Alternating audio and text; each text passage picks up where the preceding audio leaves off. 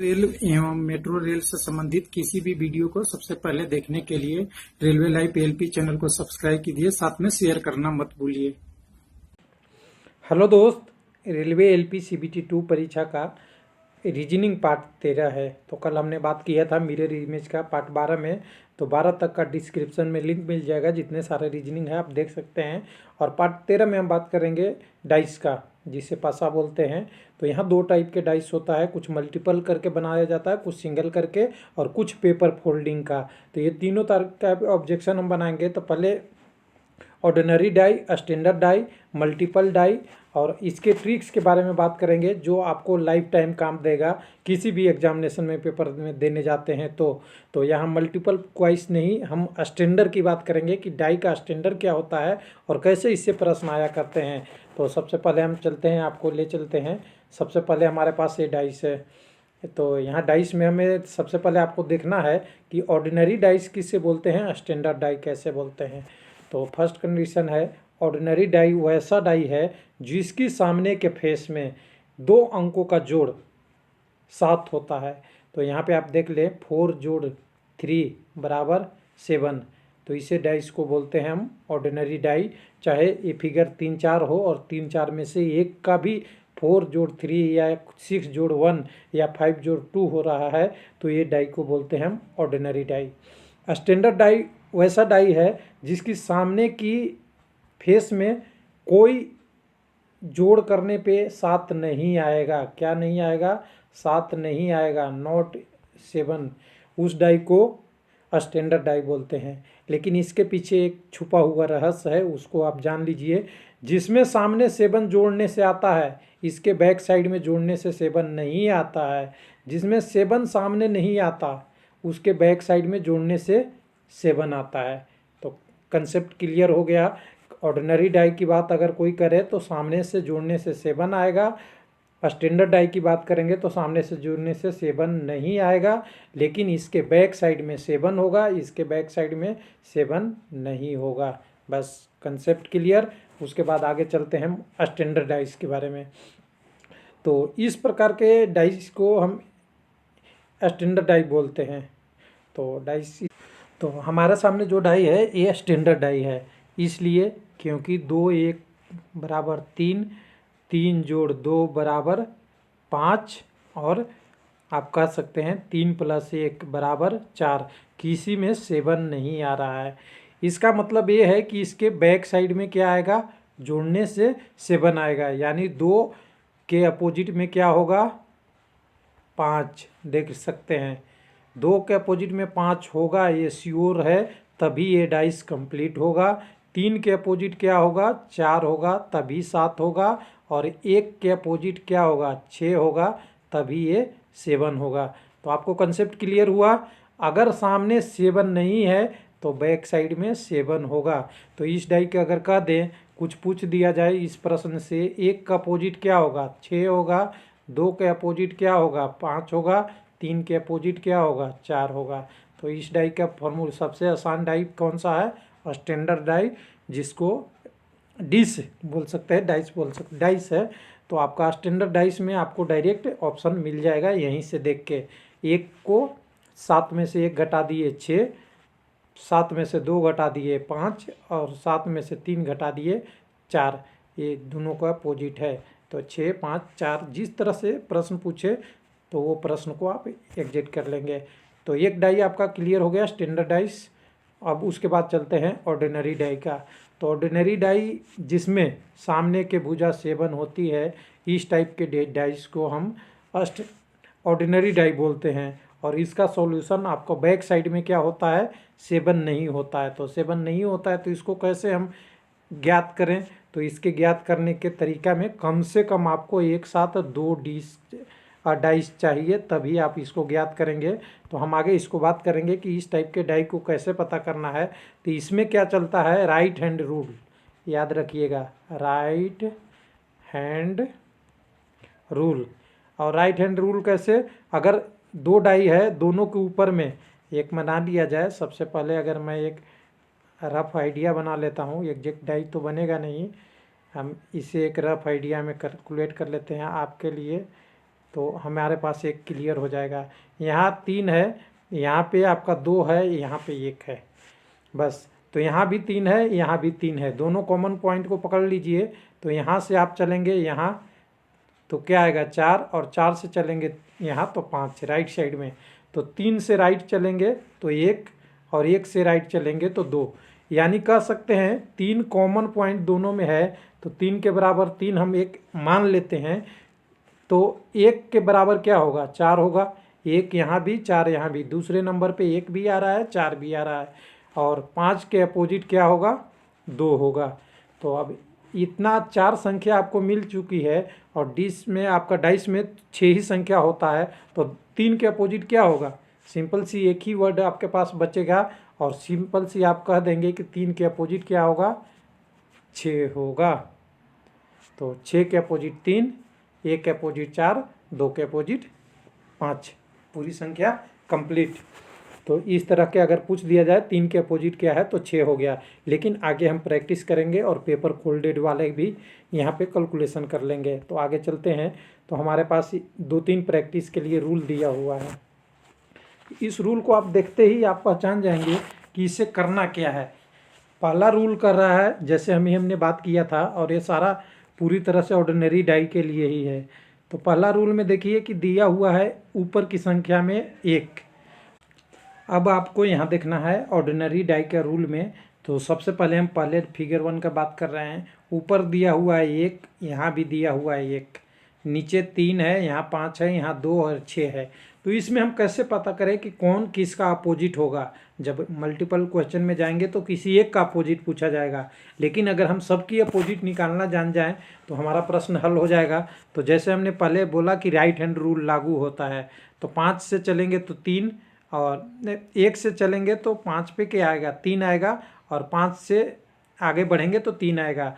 और ध्यान दीजिएगा स्टार्ट कहाँ से करना है, जहाँ बोथ पॉइंट कॉमन हो। सबसे पहली कंडीशन है कि दोनों कॉमन होगा, वहीं से चलना है। तो फिर हम दोबारा चल लेते हैं। 1 से चलेंगे तो 6, और 6 से चलेंगे तो 2। तो हम मान ले कि 1 के बराबर 1, और हमारे दूसरे नंबर पे 5 आ रहा है, तो 5 के अपोजिट 6, और तीसरे नंबर पे 2 आ रहा है, 2 के अपोजिट 3। तो आपको ये क्लियर हो गया। तो पहले कंडीशन में 1 के अपोजिट क्या होगा, एक ही संख्या बचता है 4, 1 2 3 4 5 6। तो क्लियर हो गया, 1 के अपोजिट क्या होगा 4 होगा। उसी तरह दूसरे डाइस में आप देख लें। तो पहले कह रहा है ऊपर दोनों में 4 कॉमन है, तो 4 से आप एक राइट आते जाइए, मैं एक एक करता हूँ, दोनों कैलकुलेशन करिएगा। 4 से पहले नंबर पे आएंगे तो 1 आएगा, 1 से आएंगे तो 5 पे आएगा दूसरे स्टैंड में।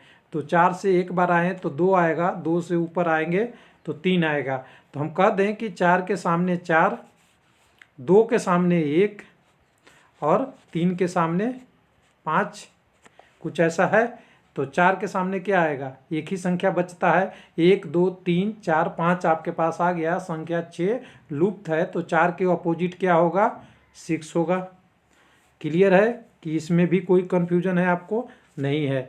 तो ये प्रश्न ऑर्डिनरी डाई का हो गया। इसी में एक और प्रैक्टिस कर लेते हैं, क्योंकि कुछ लोग कहेंगे कि ऊपर का ही बताया हुआ है। तो ध्यान दीजिएगा, यहाँ पे 3 है, एक बार बिल्कुल ध्यान से देखिएगा, 3 ऊपर की तरफ है, सॉरी ये 3 ऊपर की तरफ है और 3 नीचे की तरफ साइड में है।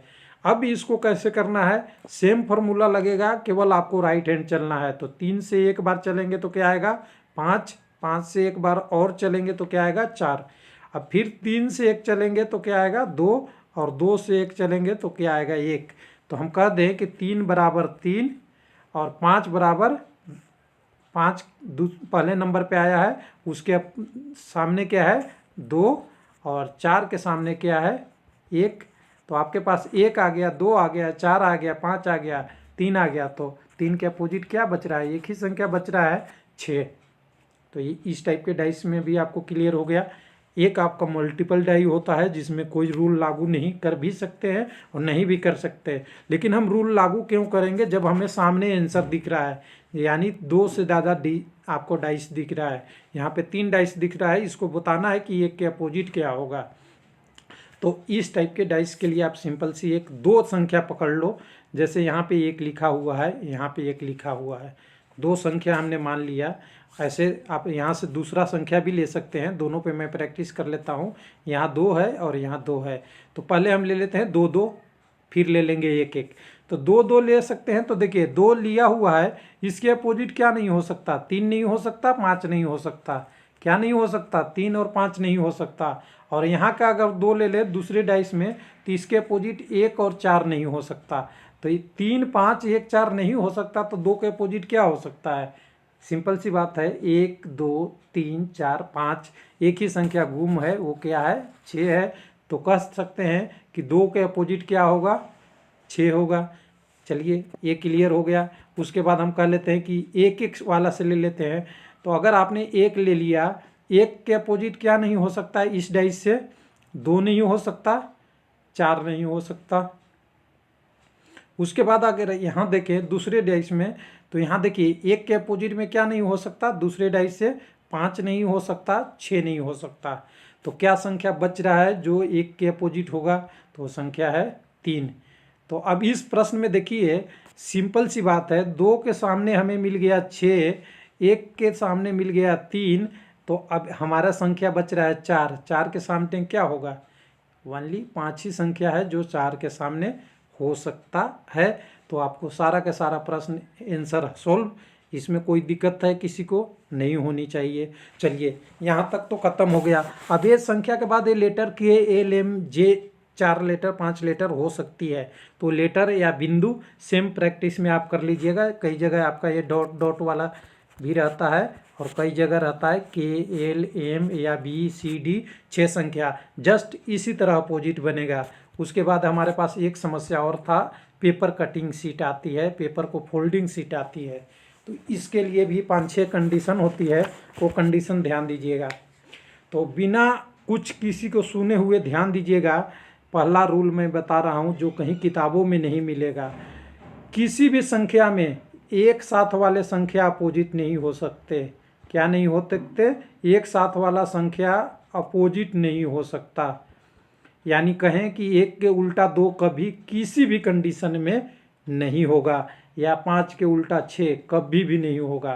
दूसरा रूल ये कह रहा है, अगर कोई शेप से बाहर है, जैसे यहाँ कहें बाहर है, यहाँ भी बाहर है, तो ये एक दूसरे को सबसे पहले अपोजिट होंगे। ध्यान दे दीजिएगा, 1 और 6 अपोजिट होगा।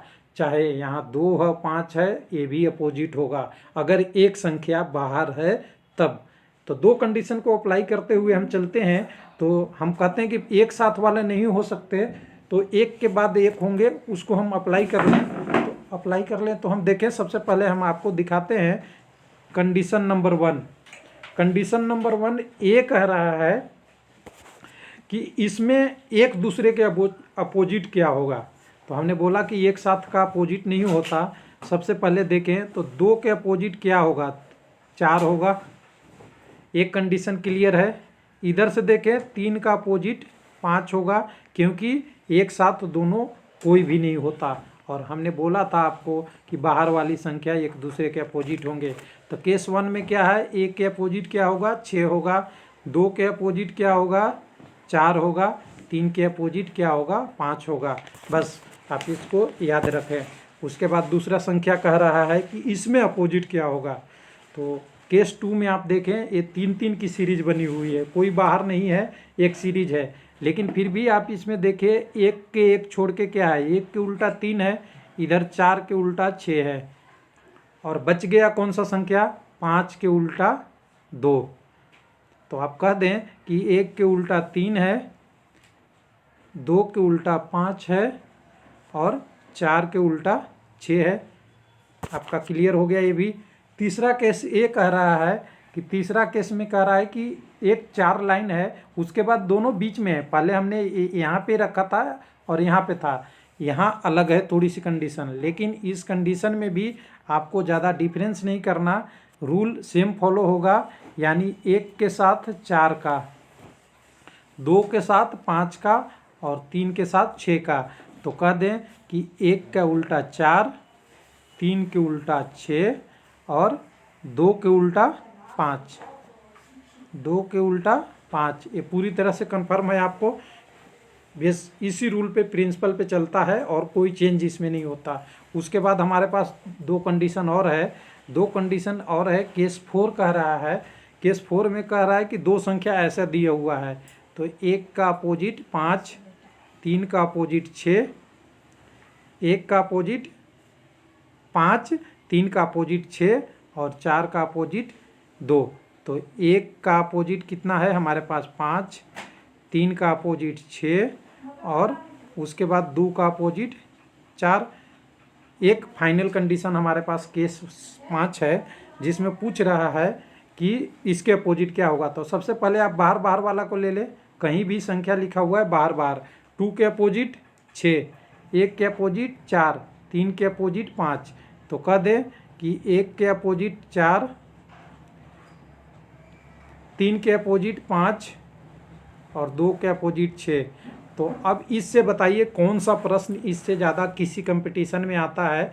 अगर यहाँ पे डॉट के जगह पे अगर मान ले कि इसी प्रश्न को मैं एक अलग तरीके से बना दूँ, अगर इस प्रश्न को हम कहें कि ऐसा ऐसा ऐसा है, यहाँ 0 दे दिया 1, यहाँ 0 दे दिया 3 और यहाँ 0 दे दिया 4, तो कोई अंतर नहीं पड़ेगा, बस रूल आपको उसी कंडीशन को करना है।